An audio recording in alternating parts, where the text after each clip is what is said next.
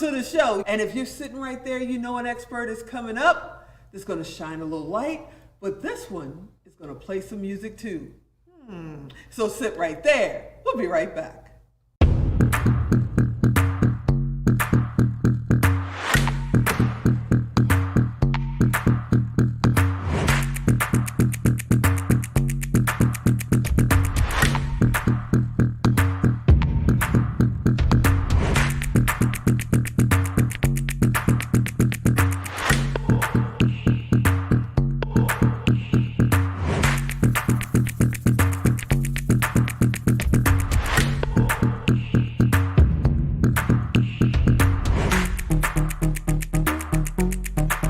Everybody, yeah, you heard me right. Today we have a little music in our ears and one of the best DJs on the planet. I also consider her one of my kids. DJ Kelly J is in the house. Hey, what's happening, Kelly? How are you? I am awesome, man. I am fantastic. Every time I see you on social media, you're at one of the biggest parties, you're DJing one of the biggest clubs, you're one of the few local DJs that actually work on the Strip. People don't realize that. Yeah. They actually import the DJs to the Strip. Yeah. So you're one of the few that do this, and you may look 12. I know she looks 12, but you've been in this business for a minute, right? 14 years in August. Yeah, she started when she was 12. Okay, but before we get into all of that, your daughter, I hear she's in kindergarten. How's mom handling the fact that baby is like finding her own way? Time is flying, and I'm not ready. I'm still not ready. I was never ready ever. So this is just a whole new territory, just trying to take it day by day. You know what they say, the parents pray that your kids are just like you. So just think back of you. I need her to be way better and way nicer and she's gonna be not DJ as sneaky. Kelly J's, the sequel. So let's just look out, look what's coming. And congratulations, I heard you got engaged. I did. Loving my life. Absolutely excited. So if you always are the best DJ in the world to call for something like that, then who DJs for the DJ? Oh yeah, we haven't thought about that at all. Don't know. Don't even want to think about it. I don't want to begin to try to make a list. Okay, don't know. So are you doing big wedding? Are you doing intimate? Have you decided? What are you doing? We're kind of like back and forth, so I'm not sure yet. Okay, and are we planning more kids? Because we got to let the baby know. He wants us to have another one, but we have 4 already. So I have Z, and then he has 3 children, so. Yours, mine, you got to do the hours. Yeah. Okay, all right, I'm going to get out of that. Before, people may not know. I know your history. You and I have been working together now for, pretty much since you started, like almost 10 years. Yeah. How did you get in this business? Oh man, so I was an intern at 88.1, straight out of high school. Like they came to like the little career fair assembly that they had at our school. I signed up. I got chosen to be a part of their internship for the summer. I heavily gravitated towards the DJ at the time. DJ Thump was the main DJ there. So he used to leave his equipment there and he used to let me practice and kind of shadow him. Awesome. And I've been DJing ever since. I never even thought about anything else, So I know you can DJ any music because I have hit you with almost everything with my events, from country to jazz to R&B, you name it. You were like, yeah, I got you. But what genre of music do you truly love? Or do you have a favorite? It's a wide little variety, and honestly it changes because our music keeps changing every few years or so. So like now it's like a lot of like the R&B, a lot of the eclectic hip hop. I like a good vibe, and that really can be any genre now. It can be top 40, it can be country, it can be jazz. I just like certain chill vibes and good energy and certain frequencies, and it doesn't fit in a genre anymore.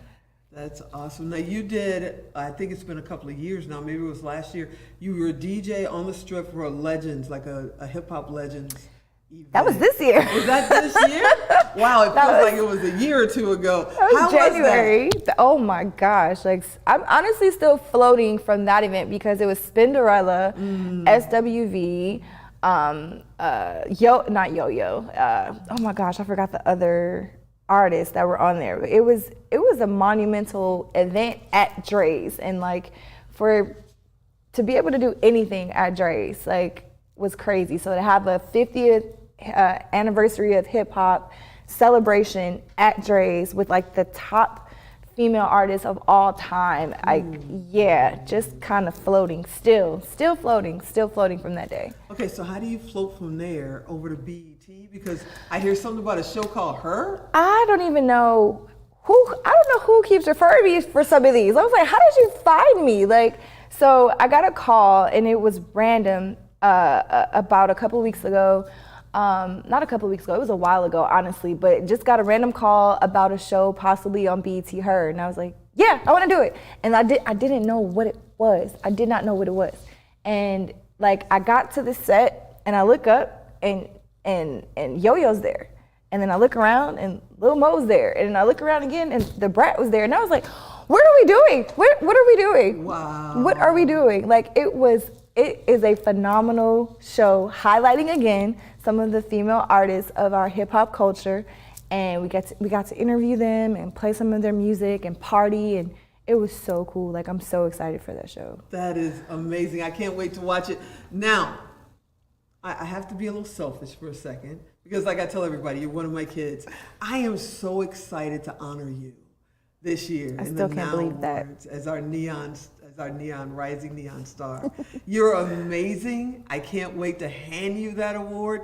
What did you think when I told you that day? Because I told you at the last year's honors, I was going to honor you at this year's honors. I didn't think you were really going to do it. And then when you actually did do it, I was like, wait, what are we doing? Yes. You're like, yeah, you're getting I was like, wait, what? Yeah. Like, oh my gosh, like I can't thank you enough, because you've always opened doors. You've always given me a spotlight and an opportunity to showcase what I can do. Like, thank you so much. And I'm probably gonna cry. I'm pretty sure I'm gonna cry that day for sure. But yeah, like I can't thank you enough. Tell Alan to make sure he brings Kleenex. Yeah, make sure that ugly cry. Just give a good cry sign or something. I don't know.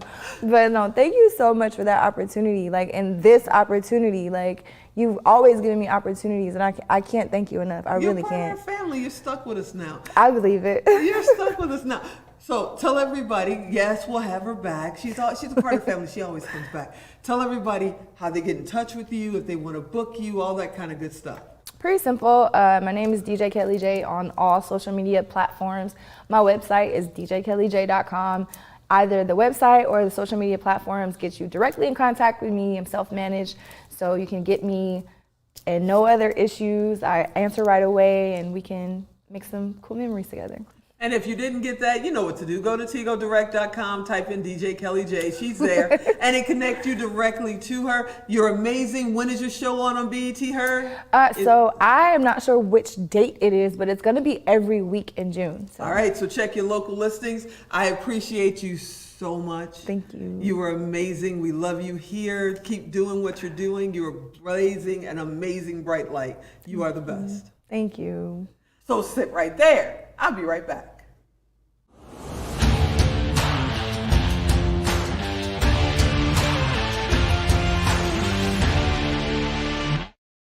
The Power of Pink Summit and the Now Honors.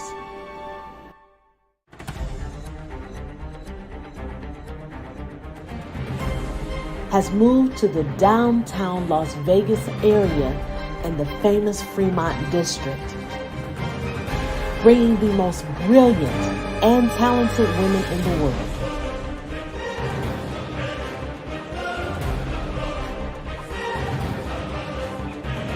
To one stage in one place, where their power will be captured for the world to see.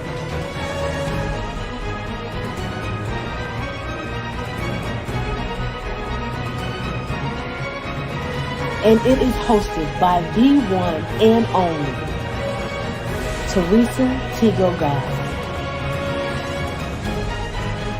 We present to you Now Honors 2023.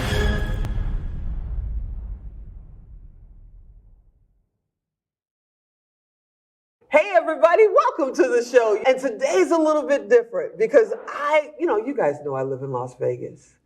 And I have the privilege of knowing some of the most amazing talent in this town by living in Las Vegas. So I figured it's time to start sharing what the local superstars are doing. She's an international superstar too, and we're gonna talk about music, family, and maybe hair. So sit right there. We'll be right back.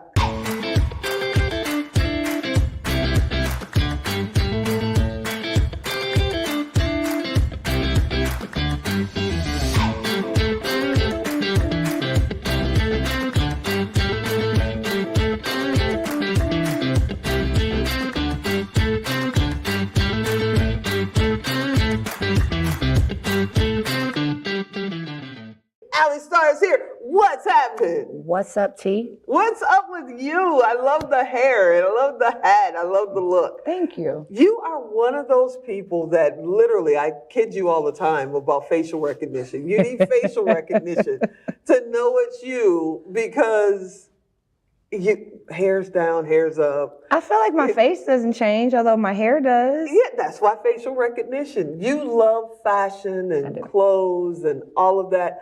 How did that come from being an entertainer? Or is that just part of your personality and it just works really well with the fact that you're an amazing singer? It's part of who I am. My mom has pictures of me 2 and 3 years old in high heel shoes and playing with makeup. So it's always been a part of me. I just like to play dress up. Wow. Now, before we get into, what you do, which is be on amazing stages all over the world, how do you balance being an entertainer, being a lead singer, being a mom? We're also going to talk maybe for a little bit, if you don't mind, about some health issues that you've had. How do you balance that every day? Because, a lot of us, me too, have a problem just remembering to eat. So how do you do it? Honestly, it's a game. I call it like Tetris. My life is Tetris. I fit the pieces where they go. Sometimes they clash and sometimes they fit perfectly. But at the end of the day, there's a goal in mind to just keep going. That's my goal all the time, to keep going. When did you know you were going to be an entertainer? I mean, I read your bio and I go, ooh, East Chicago, Indiana. I'm from Chicago. I'm like, look at her. She family, she cousin from back home. When did you know this is what you were going to do no matter what? I didn't know because this is not something I aspired to do. I fell into this. Wow. I was going to go to school to be a mortician because mortuary science runs in my family. Yeah, I read that. We'll talk about that. So what made you not decide to do that? Music is like a drug. And once I got a taste of it, it was like, school, what's that? I'm going on the road. And that's what I did. Wow. So when did you start? At 16. So 3 years ago. I wish. 18 years ago. Wow. So the good, the bad, the ugly, we can't not have this conversation and talk about COVID because in Las Vegas especially, entertainment is how most of us live. That's what fuels the city. We don't have a finance district. We don't have a warehouse district. We have entertainment. Now we have sports. How did you fare through that and not just throw your hands up in July of 2020 and say, you know what, the family business is starting to look good to me, I'm out? Well, actually, T, I never stopped working during the entire pandemic. There was that brief stretch of time where the entire city was closed, where I did not work. And that was like for 3 weeks, maybe. It was less than a month. And after that, I was performing. Now, I was performing at capacity levels back when it was only 30% or 60% in the club. But I was there. I was bearing through it throughout the entire pandemic. I never stopped. So not only are you a stage performer, you're a recording artist as well. So you're in studio. Your latest project, just the cover of it made me go, she's like one of my kids. I don't think I can watch this. But let's talk about your latest single. My latest single is called More.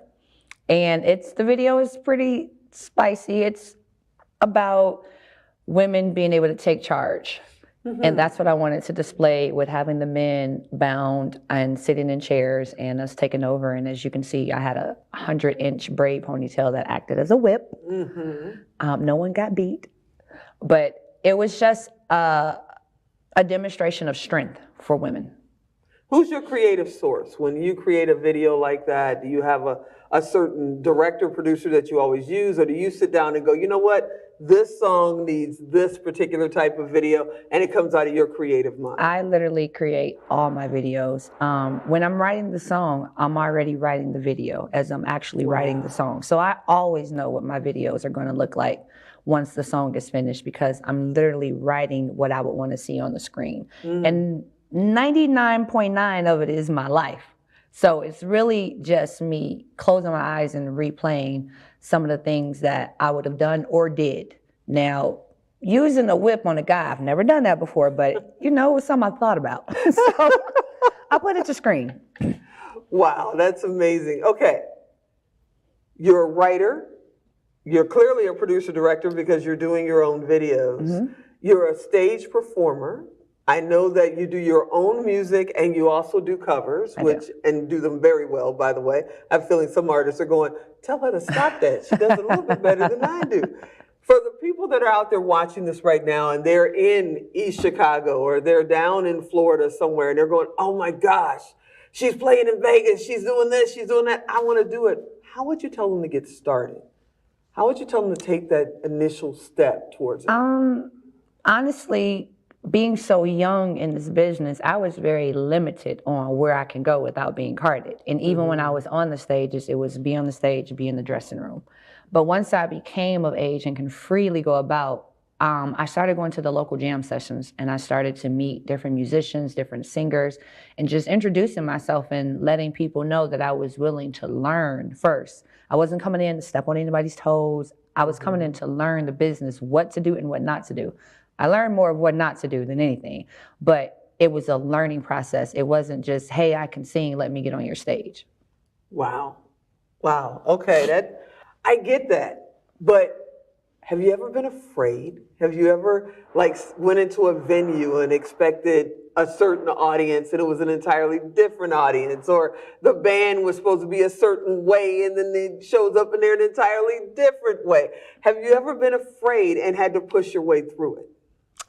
No, but really recently for my birthday, my drummer didn't show up for the gig. And I had a packed audience and I had to play basically like an acoustic set until I could find another drummer. The audience didn't know otherwise. We killed it and they really thought it was something that was on purpose and it wasn't. So that would be really the only time I was like, how am I going to get through this without people knowing? But we did it anyway. That's awesome. And I mentioned earlier, fashion, entertainment, mom. But on top of that, you've had some battles with some health issues over the years, and you still managed to get on those stages. Do you mind just sharing just a little bit of that? Yeah, of course. I have SVT, which is a heart condition. It's supraventricular tachycardia. It's a certain type of arrhythmia. So I could be literally sitting right here with you, and my heart can beat upwards of 150 to 200 beats per minute. And that puts me in the SVT. So over the years of me finding out I had it in 2015, I now have a pacemaker. Wait, you now have a pacemaker. So you're on stages, you got bass drums, it's loud, it's noisy, you got people coming at you, and some of these shows are intense. I mean, you guys come out of these shows like you just did a marathon. Yep. And you've got a pacemaker. Are you okay? Are you safe? Should I be worried? Because you know I treat you like you're one of my kids. So. I'm okay. First of all, music heals. No matter what I'm doing, no matter how I'm feeling, if I can get to the stage, I feel better. Now, once I'm off, that's a different story. But during that moment, my body knows to relax and live in the moment of music. So I live and I breathe off of that. So I am okay. And what happens, because you have two beautiful babies, okay? What happens if the babies come in and say, Mom, I want to sing. I want to be on stage. How does Mom feel about that? Is Mom signing them up for mortuary school? No, because they grew up in this business. Literally, I had them and I took them to Japan when they were 2 months old. So their first year of their life, they were grown up in Japan. And after that, we've been here and they've been rocking and rolling. So it's something I expect. Not something I'm going to push, but something I expect to happen, and I'll just lead and guide them the best way that I can. All right, before we get cut off, because you know what he'll do, let's tell everybody, if they come to Vegas, how do they find Alli Starr? You can find me on Instagram, Facebook under Alli Starr 1. That's ALLISTARR. Twitter, just the same. And I play at several different venues. So just look on my website, which is allistarr.org, and find me anywhere in Vegas. That's my buddy, Alli Starr. And you guys already know, if you can't remember that or you're driving and you can't write it down, just go to Tigo Direct. We'll connect you across and you'll be able to just send her a message and I'm sure she'll get right back to you. I will. You are amazing. We touched on this much of your career. I hope you'll come back. Absolutely. Awesome. Thank you so much for hanging out with me today. Me. And you know, if you're sitting right there, an amazing expert is coming up today. But this expert, I wouldn't be in this seat if he wasn't here. So sit right there. I'll be right back.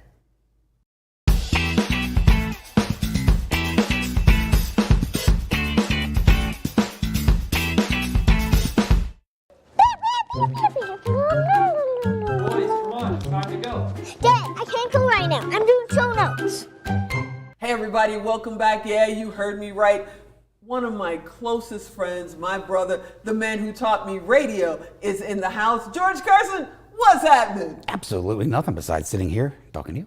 Awesome. You're in the Radio Hall of Fame. Yes, I am in the Radio Hall of Fame, believe it or not. I couldn't believe it. As a matter of fact, I still have the little thing at the house, and I look at it every day and go, it must be someone else's. I don't know how I got here. You know, I've always said, and I publicly say it, you know, if it wasn't for you, wasn't for Lillian and Mark Freed, none of this would have ever happened. So I want to thank you because, you know, you were the one who trusted me in the first place and set a mic in front of me and said, talk. I remember that. I remember you were like, I'm not doing this. I said, come on, you've got this. You're like, no, I don't. I don't. You kept telling me, you said, I just don't think I want to be behind. I'm like, no, you'll be good in front.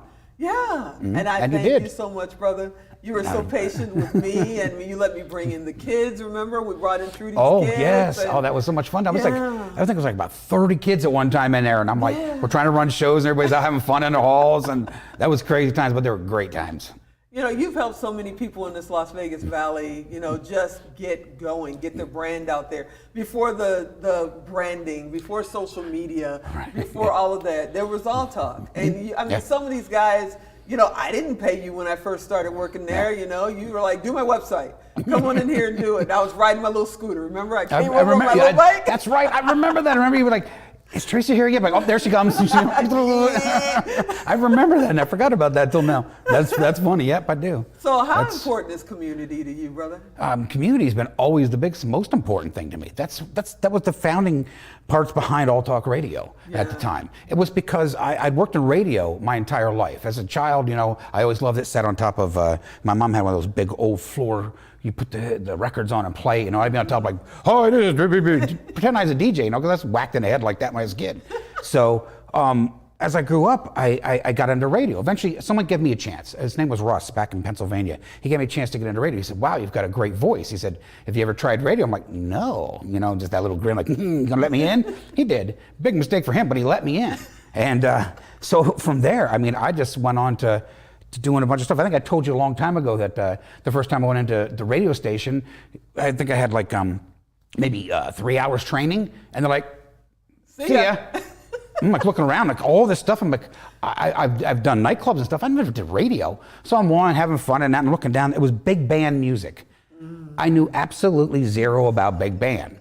But I saw Rock and Roll Hoochie Coo, and I knew that one. Right. So I threw it on. Boy, I tell you what, those phones lit up. They're like, that's not big band. I'm like, you're right, because I don't know big band. But we kind of let it go at that. But yeah, but it kind of grew from that. You know, if it wouldn't have been from someone giving me a chance into the community, I never went to college for it. You know, I never took up communications, which is one of the big things you have to do. Right. You know, I did not do that, but someone gave me that chance. And I wanted the opportunity to build something where everybody could have that chance to get in and make themselves known. You know, I never went to school for it either. I'm a computer programmer. You know that. I'm Yeah. a techie. Right. And you were like, no. This is how this goes. You know, whatever you do, don't touch my board. And I'm like, okay, never mind. You know? But that's how I learned. And the first couple of times, probably the first season, you pretty much had to drag me out of the hallway because I was like, That is the truth. I did have to drag you out the hallway. You were in there, and I'd be like, come on. You'd be like, Yeah. I'm like, come on. And they're like, you ain't getting me in there. Come on. Okay. You come in and sit down. And George was like, it's live. yeah. Somebody needs to be talking. Yeah, well, somebody's got to be yakking. And it was 24 hours then. When we first started All Talk, it was an idea that I had because I worked at, it was KLAV here. Yeah, KLAV. With John Lindquist and them, and which he's in the Hall of Fame now here too. And it was a thing that it was just like turn around, bring everybody in, turn them out, turn them in, turn them out, and it was kind of like I was there and I was thinking somebody could do this, but make it so much better and make it more of a community, you know, and get it to the world. And you know, I thought, hey, there's the internet, you know, and I had this guy I knew, his name was Million Quinteros. He did a show there. And he knew how to do all the websites and everything, and I knew the radio part of it. So I was like, hey, I got this idea. Last night when I was sleeping, I woke up and, I said, hey, why don't you do this? So I did. And I talked to him about it. And he's like, hey, this is something we could probably manage. He said, look, if you can do the radio part, I'll build it. And I'll put the website together. I was like, okay. So that's what we did. And we were actually, I'm kind of known now, which I look like it more now, but the grandfather of internet radio.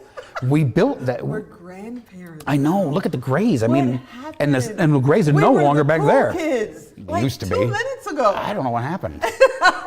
I woke up and I was like, wow, this feels like it, don't it? Yeah. It feels like it's not been that long ago that actually, I sat down with shows with you and stuff like that. And I'm on the Grapevine, you had this show. Yeah, on the Vine. On the Vine, yeah. And we went to a party together, I think, somewhere too, downtown. It was for the gay community, and it was great. I mean, everybody was dancing and singing and having a good time. And you did the show and brought people back in, and it was a big community thing. And I kind of missed those days. Brother. You're amazing. Now, for you guys that don't know, you see Pod Nation roll at our credits every show. And this man is the creator of Pod Nation. We created that together. Yeah. And it was all about taking radio to television. And now I'm hoping, brother, we're about to do this again. Because we so miss you in the house. I'm going to be as back as much as I possibly can. I'm going to bring all my friends here from local Las Vegas. I got a lot of good friends that do a lot of nice things in this community. And I think it's time that we all get back together and have some fun. I'm so excited to have you back. You never left the family. You always had my back. It's our time to have yours. Welcome home, George. Thank Let's you. have a blast. I'm so glad to have Let's you here do this today. and make it right. You're the best. Thank you. Y'all, we're bringing Pod Nation. Pod Nation as a network. We're going to bring Pod Nation the show back with George Carson. We're going to rock the house like he used to. And, we might teach a few more people down the line how to do this radio That thing. would be fun. That would be amazing. Fun. I love it. I hope you enjoyed this episode. I want you to come back next time. And as always, I'm Tigo. I'll talk to you next time.